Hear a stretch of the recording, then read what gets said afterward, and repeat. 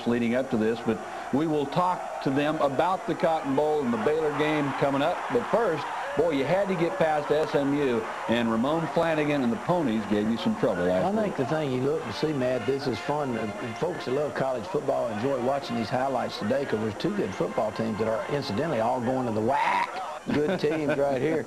And but this team here actually outplayed Texas A&M last week big time, and luckily got off with a tie. So they're coming in very confidently, you know, playing us right now, Matt.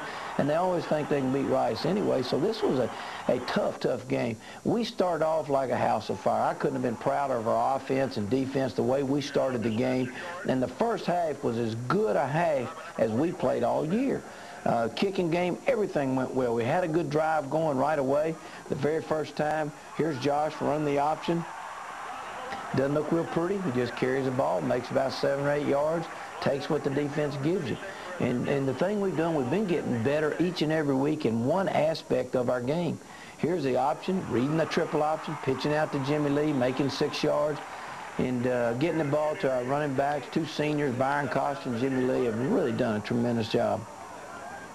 This is a little reverse we put in for last week, and Emerson Allen gets it. You don't see the crushing block that Josh makes right now to help spring Emerson on this play.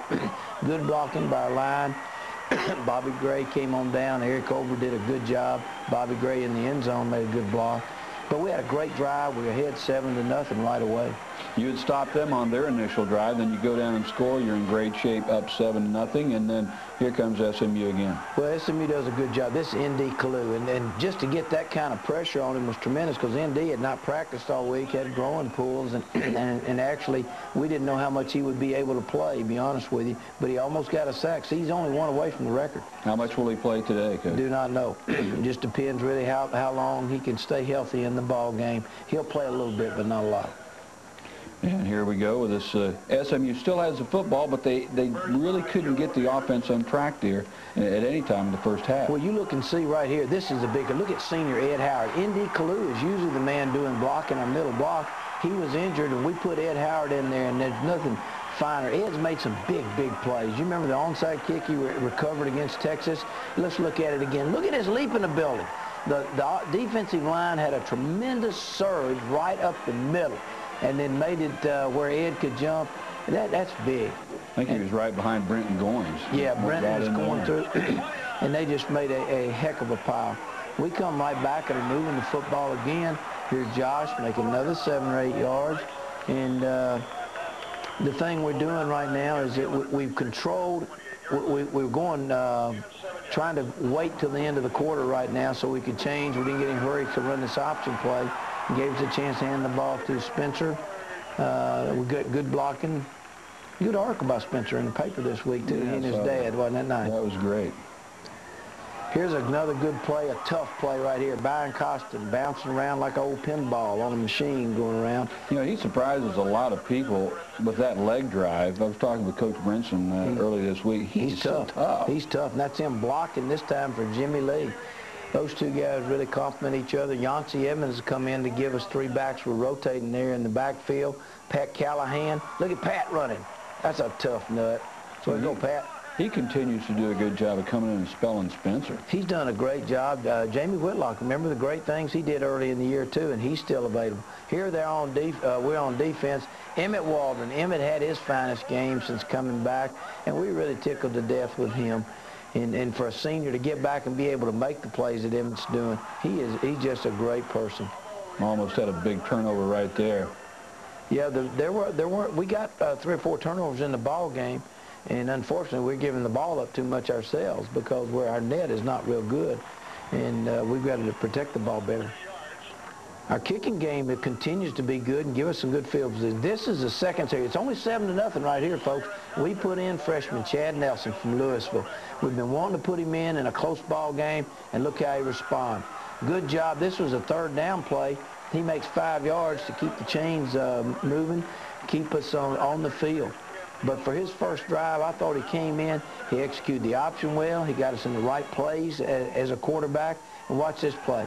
He gets on the corner, rifles the ball, throws a bullet. Ed Howard catches it, makes a key 1st down. So Chad Nelson's just not a pretty face. He can run and throw, too. Yeah, and that's what you were concerned most about, is being able to throw the football. You knew he could run that. Knew he could run. Here he comes back again. Look at the great blocks we had. 3 great blocks, and look at him accelerate and use his speed. You got to get on him a little bit about getting caught from behind. He said it was an angle, but I'm not sure of that right now. I'll stay after him until he can get in the end zone. He still showed good speed on that play.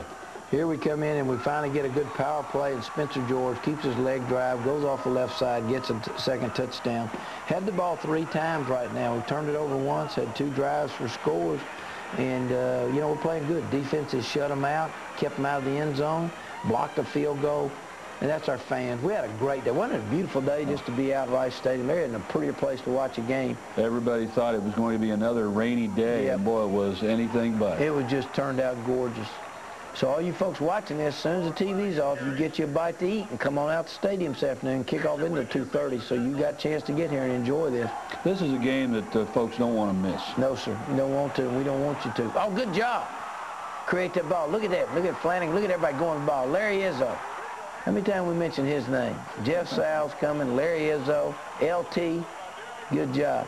That's it. Beat his head off, Jeff. He's got to play. It's only the second quarter. Just throwing that soft cast around there, too. This is a great play here. 3 times in a row, and Josh puts it on the money. Byron Costin comes up with the ball, gets a little congratulatory slap from Jeff Vinghouse. And this was right before the half. We wanted to score. We had our hurry offense. We hit a good pass. We throw a screen. Good blocking. Spencer makes 11 yards. Clock still running. Come on, Byron. Got the clock running. His arm about came out of the socket there. He wanted to be sure the clock was running so hard.